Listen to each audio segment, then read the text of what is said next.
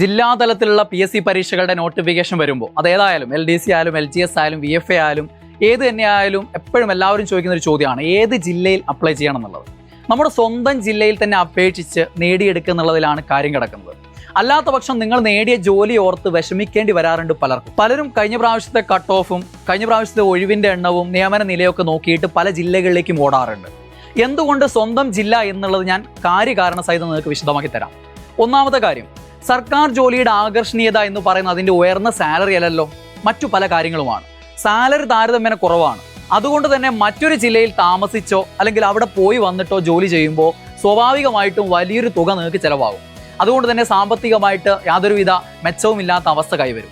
കുടുംബത്തിൽ നിന്നും വിട്ടു നിൽക്കേണ്ടി വരുന്നത് കൊണ്ടോ പോയി വരികയാണെങ്കിൽ സമയ ലഭ്യത കുറവ് കൊണ്ടോ വർക്ക് ലൈഫ് ബാലൻസ് താളം തെറ്റുകയും കുടുംബത്തിലും ബന്ധങ്ങളിലൊക്കെ പ്രശ്നങ്ങൾ ഉണ്ടാവുകയും ചെയ്യും എന്നുള്ളതാണ് ഒന്നാമത്തെ കാര്യം.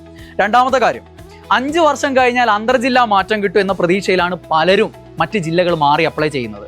പക്ഷെ നിങ്ങൾ കരുതുന്ന പോലെ അത്ര എളുപ്പമല്ല ആ ഒരു ജില്ലാ മാറ്റം എന്ന് പറയുന്നത് എല്ലാവരെയും സംബന്ധിച്ചു. കഴിവും സ്വാധീനവും ഉണ്ടെങ്കിൽ പോലും അന്തർജില്ലാ മാറ്റം പലർക്കും കിട്ടാക്കനിയായിട്ട് തുടരാറുണ്ട്. ചിലപ്പോൾ വർഷത്തിൽ വരുന്ന ഒഴിവിന്റെ 10% മാത്രമാണ് അന്തർജില്ലാ മാറ്റത്തിന് നീക്കി വെച്ചിട്ടുള്ളത്. ചില പോസ്റ്റുകളിൽ ഒരു വർഷത്തിൽ അത്ര ഒഴിവുകൾ ഉണ്ടാവാറില്ല. 10 ഒഴിവ് വന്നാൽ മാത്രമാണ് 11ാമത്തെ ഒഴിവ് അന്തർജില്ലാ മാറ്റത്തിന് കൊടുക്കുള്ളൂ. ഇനി ഒഴിവുകൾ കൂടുതൽ വരുന്ന പോസ്റ്റുകളിലാണെങ്കിൽ പോലും റാങ്ക് ഹോൾഡേഴ്സ് അസോസിയേഷന്റെ സമ്മർദ്ദം കൊണ്ടും മറ്റും ആ ഒഴിവുകൾ കൂടി തൽക്കാലം PSC റാങ്കിൽ നിന്ന് നിയമനം നടക്കാറുണ്ട്. നിങ്ങളുടെ ജില്ലാ മാറ്റത്തേക്കാൾ പ്രാധാന്യം പുതിയ ഒരാൾക്ക് ജോലി ലഭിക്കുന്നതിന് വേണ്ടി നൽകപ്പെടുകയാണ് ചെയ്യുന്നത്. കൂടാതെ 5 വർഷം കഴിഞ്ഞാലും സീനിയോറിറ്റി പ്രകാരം അപേക്ഷ കൊടുത്തവരുടെ ക്രമത്തിലാണ് നിങ്ങൾക്ക് ഈ സ്ഥലം മാറ്റം ലഭിക്കുകയുള്ളൂ. ഇനി മൂന്നാമത്തെ കാര്യം പറയാം. അന്തർജില്ലാ മാറ്റം കിട്ടിയെന്ന് തന്നെ കരുതുക. നിങ്ങൾക്ക് അതിനുള്ളിൽ പ്രൊമോഷൻ ലഭിച്ചില്ല എങ്കിൽ, അതായത് അതിനിടയിൽ നിങ്ങൾ പ്രൊമോഷൻ ആയിട്ടില്ല എങ്കിൽ, നിങ്ങൾ പുതുതായി വരുന്ന ജില്ലയിൽ ഏറ്റവും ജൂനിയർ ആയിട്ട് മാറും. നിങ്ങളുടെ പിന്നീടുള്ള പ്രൊമോഷൻ സാധ്യതയെ അത് ബാധിക്കുമെന്നുള്ളതാണ്. നാലാമത്തെ കാര്യം, ഇപ്പം നിങ്ങളുടെ ചിന്ത എവിടെയെങ്കിലും ഏതെങ്കിലും ഒരു ജോലി എന്നതായിരിക്കും. 2008 മുതൽ ഒരു 18 വർഷമായിട്ട് ഈ ഫീൽഡിലുള്ള എൻ്റെ അനുഭവം വെച്ചിട്ട് ഏതൊരു ഉദ്യോഗാർത്ഥിക്കും ഒരു ട്രാൻസിഷൻ സ്റ്റേജ് ഉണ്ട്.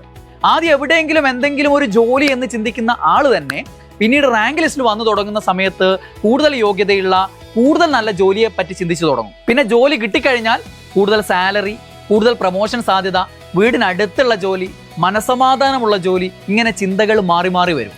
പരീക്ഷ എഴുതുമ്പോൾ ബാച്ചിലർ ആയിരുന്ന നിങ്ങൾ ചിലപ്പോൾ പിന്നീട് കുടുംബ ജീവിതത്തിലേക്ക് കടക്കും. അങ്ങനെ സാഹചര്യങ്ങൾ മാറുമ്പോൾ നേടിയ ജോലിയെ ശപിച്ച് കഴിയുന്നവർ ഇഷ്ടംപോലെ ഇപ്പോഴുണ്ട്. പിന്നെ മറ്റൊരു കാര്യം പറയാം.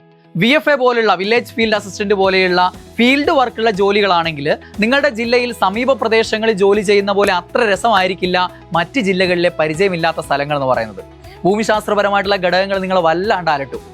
വലിയ ആവേശത്തിൽ എളുപ്പം നോക്കിയിട്ട് അല്ലെങ്കിൽ കട്ട് ഓഫ് നോക്കിയിട്ട് മത്സരം കുറഞ്ഞിടത്തൊക്കെ കൊടുത്താൽ കുന്നും മലയും കയറി ഇറങ്ങി കാലിൻ്റെ പണി തിരുമക്കളെ.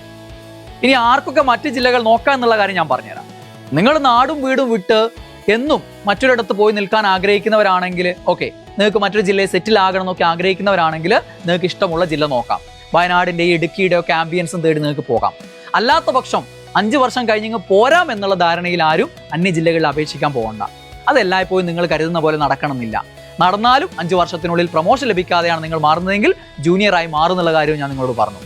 ഇതൊക്കെ ഓർത്തുകൊണ്ട് വേണം എൻ്റെ പ്രിയ ഉദ്യോഗാർത്ഥികൾ ബുദ്ധിപരമായിട്ടുള്ള തീരുമാനം എടുക്കേണ്ടത്. ഇതൊക്കെ കൊണ്ടാണ് എന്നോട് ഈ ഫീൽഡിൽ വന്ന അന്ന് മുതൽ ആര് ചോദിച്ചാലും അവരോടൊക്കെ ഞാൻ പറയാറുള്ളത്, സ്വന്തം ജില്ലയിൽ ധൈര്യമായിട്ട് അപ്ലൈ ചെയ്തിട്ട് എന്ത് കടുത്ത മത്സരമാണെങ്കിലും അവിടെ മത്സരിച്ച് നേടിയെടുക്കാൻ പറയുന്നത്.